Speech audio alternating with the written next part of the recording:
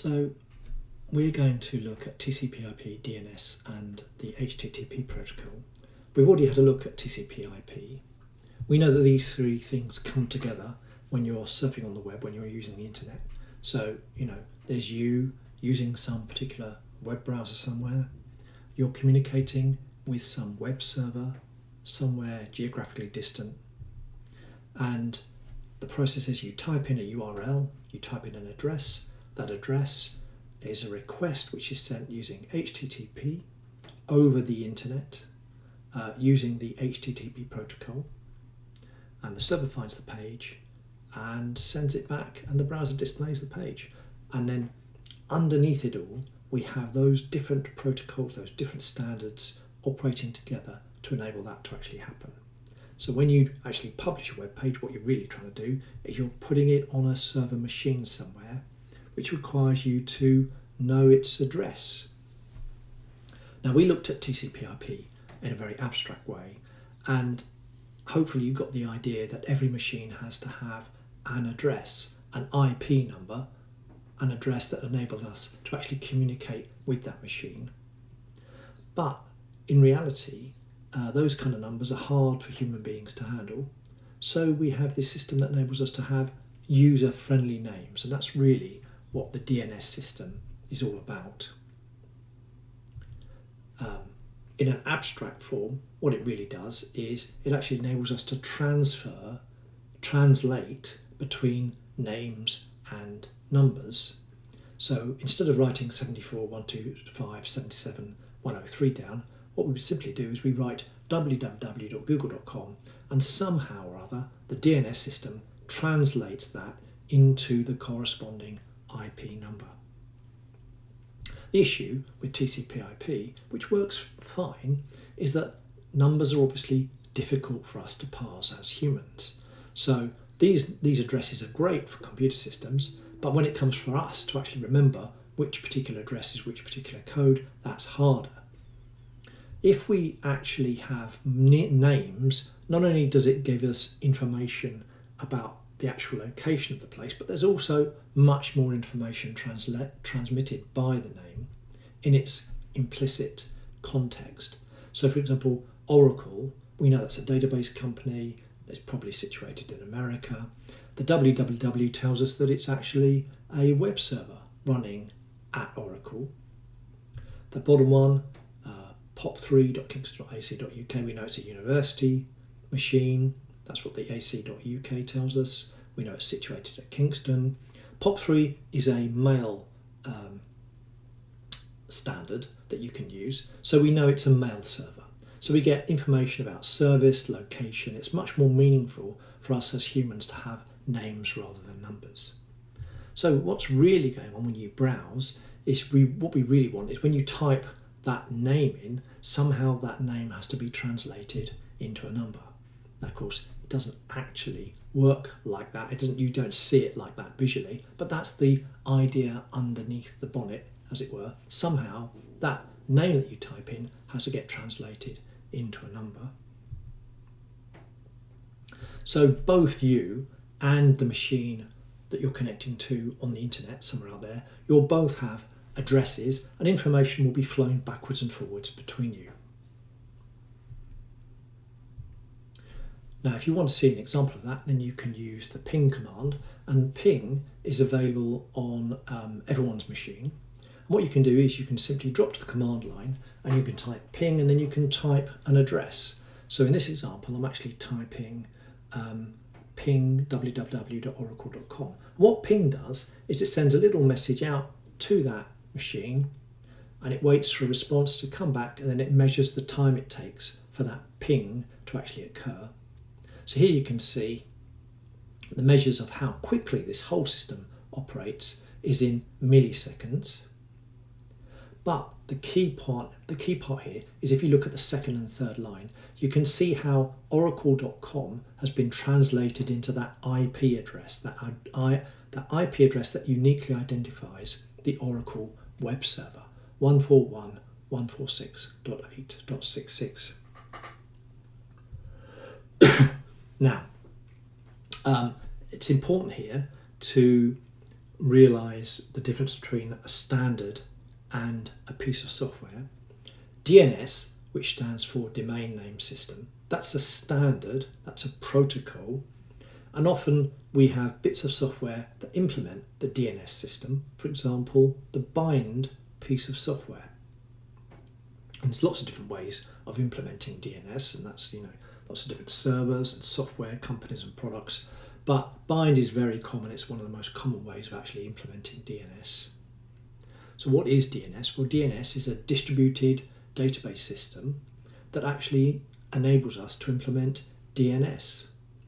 And when it was initially specified, it's specified in these kinds of standard documents, and they're called RFCs. RFC means requests for comments.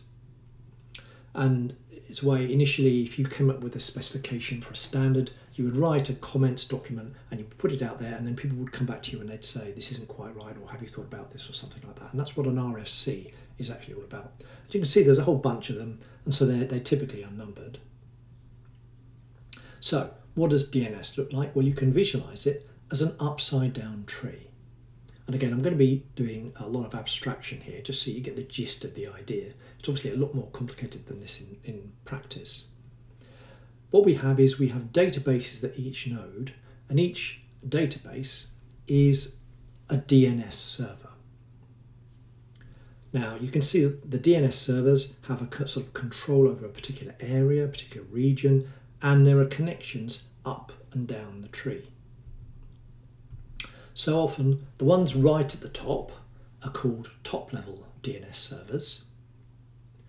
And you have a DNS server which is sort of not in control, but knows of a particular set of computers in a domain. And a domain, it could be a geographical area, it could be, for example, a town, or it could be a company building, or it could be a particular location.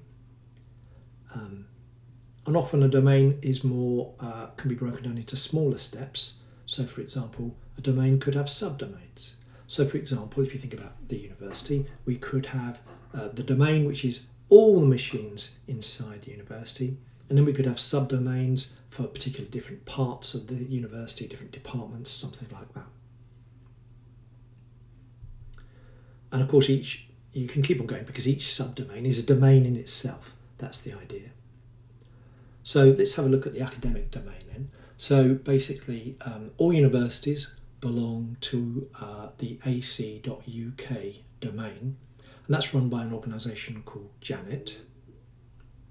And obviously there's a whole bunch of universities attached to the Janet infrastructure here: Kingston, Westminster, South Bank, Middlesex, like that. So Kingston, Westminster, South Bank and Middlesex are all in the Janet domain, and Janet coordinates the academic domain .ac.uk. Now, the way that domain names are built up is quite clever because you build from right to left. So, for example, if we were talking about Kingston, then the Kingston domain would be kingston.ac.uk. And there's a decentralization process that goes on here because Kingston has its own domain that sits inside the Janet domain, and we manage that ourselves. So the kingston.ac.uk is the Kingston domain.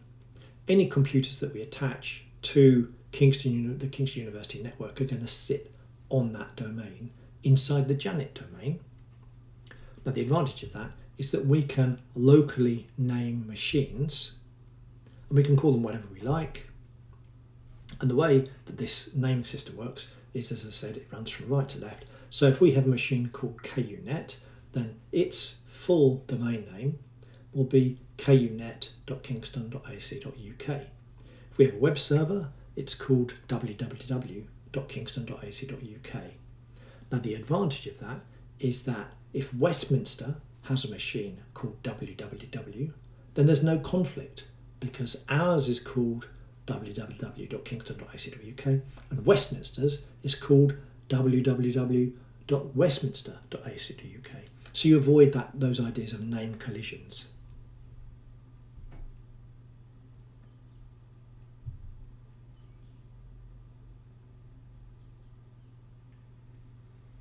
So how does this actually work in practice? how does this idea that sort of names will be translated into numbers so that communication can occur? That's called name resolution. So let's have a look at a local example. So let's imagine that you're sitting in a lab and you want to communicate with one of the servers that runs inside our local domain.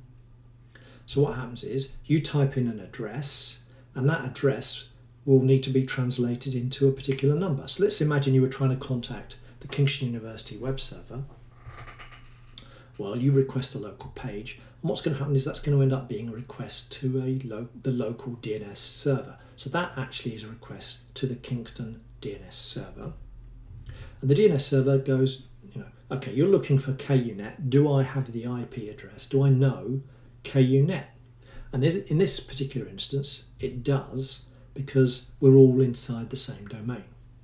So what happens is the IP address gets passed back to the student's machine, and then a communication can occur between KUNet and the student's machine because they know each other's IP numbers now.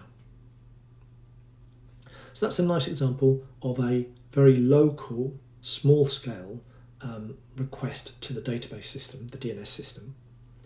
What happens if you request a name or a number from a machine which is outside our local area?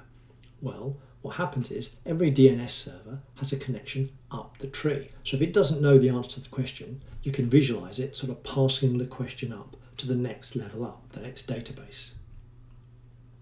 So imagine you actually want to contact a Westminster University page. So you ask your question, you type in www.westminster.ac.uk, and the local DNS server is interrogated to see, does it know that address? And let's imagine that it doesn't. It won't do generally because this is our Kingston domain. So it passes the request up the tree.